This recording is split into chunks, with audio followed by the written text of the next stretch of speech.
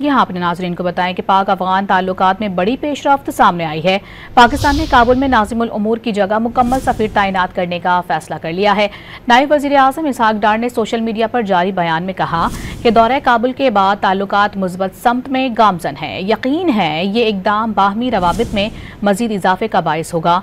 उन्होंने कहा कि ये इक़दाम इक़्तिसादी, सिक्योरिटी समेत मुख्तलिफ शोबों में ताउन बढ़ाएगा।